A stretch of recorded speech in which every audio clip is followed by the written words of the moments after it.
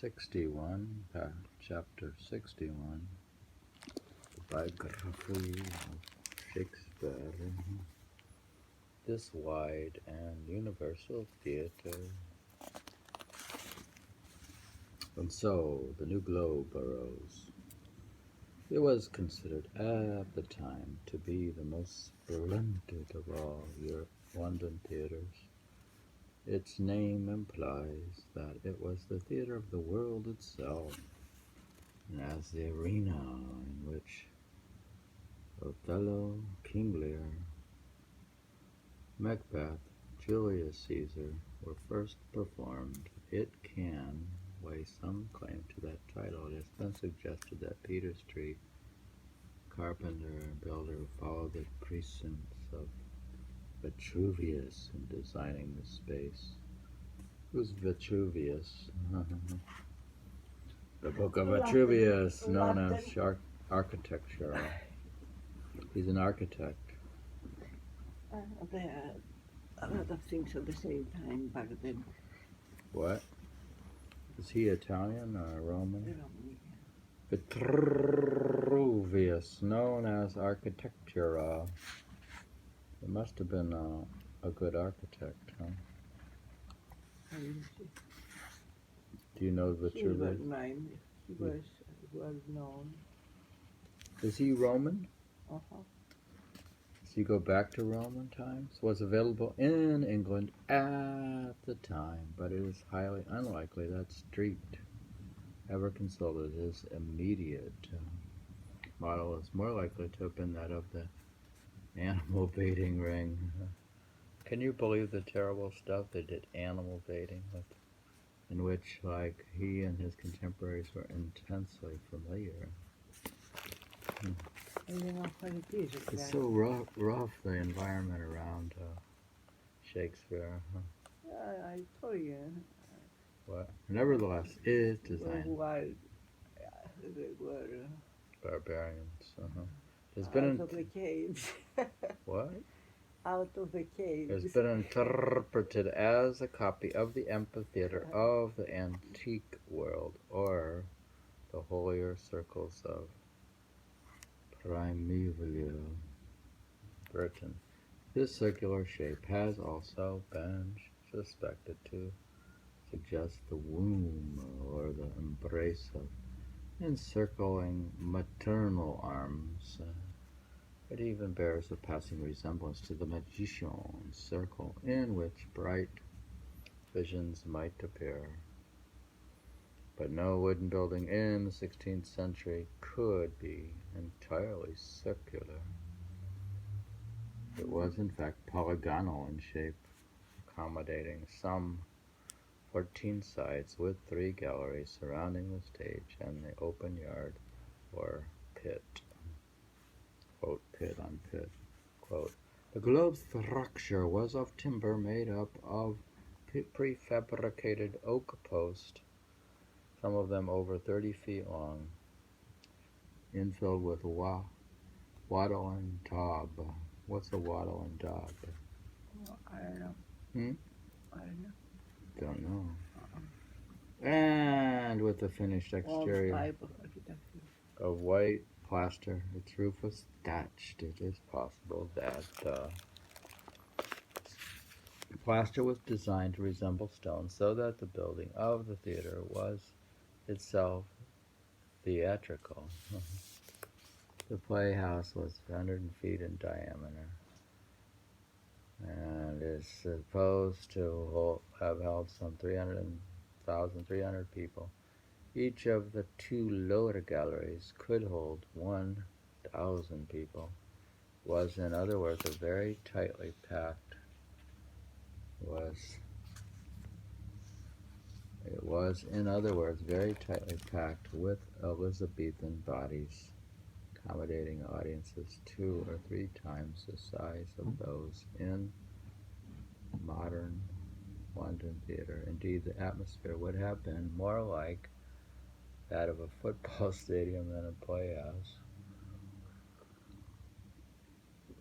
It also had some elements of the fun fair, It has been suggested that the globe had a, quote, sign, unquote, for ready identification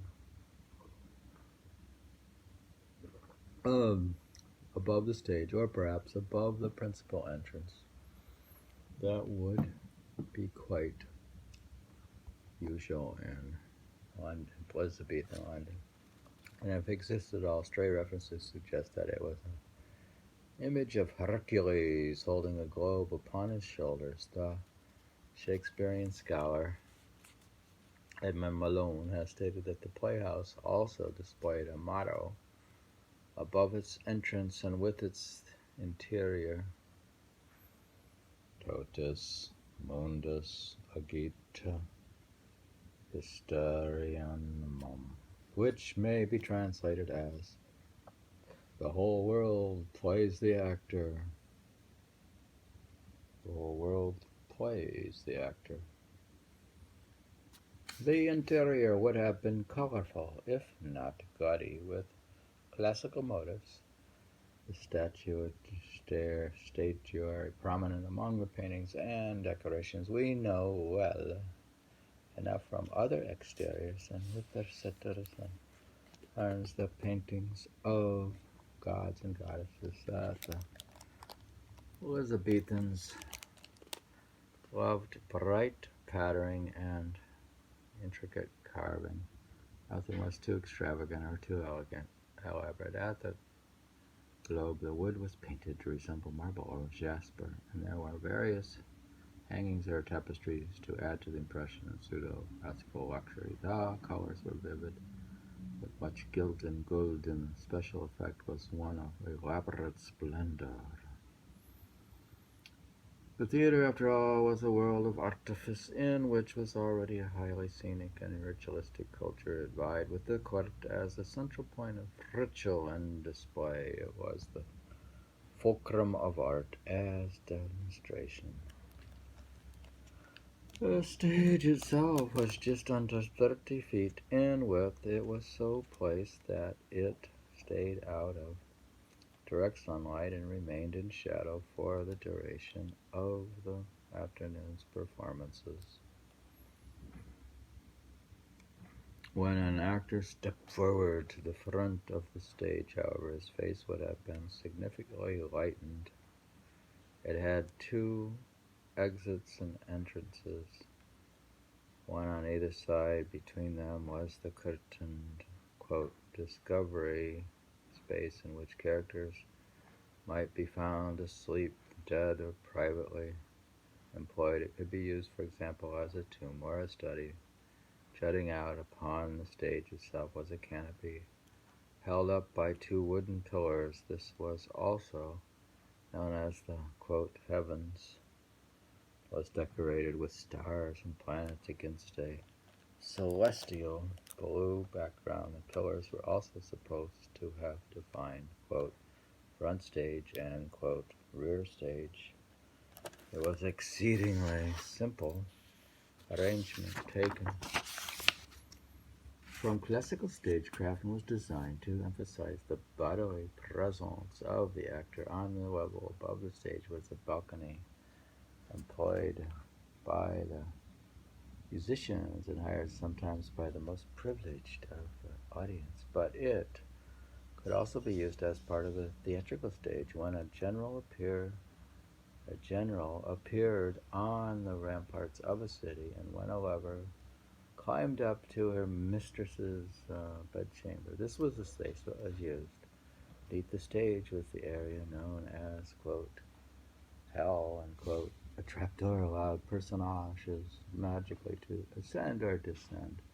But it was also the area where the, quote, props, unquote, were kept.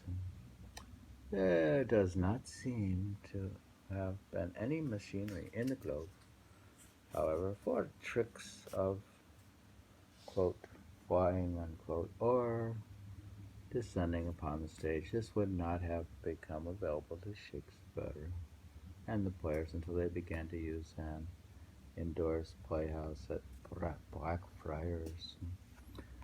Seems Globe was an outside theater, or semi-outside. I know. Don't He get it. presented indoors. On the stage of the globe, an Can be actor. outdoors in England with rain so that. On the stage of the globe, an actor would enter at one door and exit at another. When the character or characters left the stage, they would not be the first to appear in the subsequent scene. These were important principles designed to lead the impression of a dramatic world in progress. Theatrical life continued, as it were, quote, behind the scene. Life continued, you see. When they went off the stage, their life continued behind the scene. There was an illusion of a flowing imagination. I thought you say theatrical word. Could be. They would come on the stage and go off as if their dramatic world in progress, theatrical life continued, as it were, behind the scene, meaning Theatrical life. in your imagination they were continuing. Mhm. There was an illusion of a flowing imaginative world in which the actors on the stage were the visible token. It is also an indication of the formal fluency of Elizabethan drama, depending as it does upon contrast and symmetry, balance and opposition of finely opposed forces. The wide space allowed for speed and flexibility of plot. It is possible that the words were spoken much more quickly than in any modern performance. My goodness. It's quickly, it's already fast. You wanted to slow it down? There were no acts, only scenes, signaled by the various exits and the entrances of the actors themselves. Act breaks were not. You see, the act breaks were not introduced until approximately 1607. They didn't have Act 1 to Act 2. They just came on and off. After a general exit, for example, stage property might be carried on by stagehands wearing their blue livery before other characters entered. The Elizabethan stage was not subconscious about its procedures, the mechanics of stage, quote, business, and, of course, neither were the plays themselves. There was no appetite for realism or naturalism in any of its current senses. The drama of the globe, then, was largely built upon a succession of scenes, a sequence of scenes